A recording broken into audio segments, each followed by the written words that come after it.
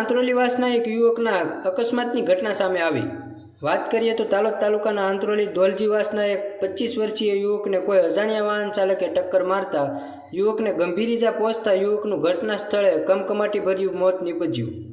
માહિતી મળતી મુજબ તાલોદ તાલુકાના આંત્રોલી ગામના વિક્રમસિંહ બાબુજી ઝાલા ઉંમર 25 વર્ષ આ યુવક રાત્રિના સમયે ચાલતો ઘરનાળા પાસે જઈ રહ્યો હતો ત્યારે પંચોરી તરફથી આવતા કોઈ અજાણ્યા વાહન ચાલકે ટક્કર મારતા વિક્રમસિંહ ગંભીર ઇજાગ્રસ્ત થતા ઘટના સ્થળે જ મોત નીપજ્યું હતું।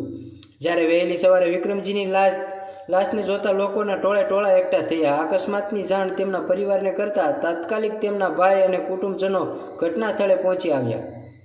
આ બાબત અંગે વિક્રમસિંહના ભાઈ મુકેશસિંહ દ્વારા તાલોદ પોલીસને જાણ કરતા Talod police sub inspector BM Patel તેમની પોલીસ સ્ટાફ ઘટના સ્થળે આવી પહોંચ્યા।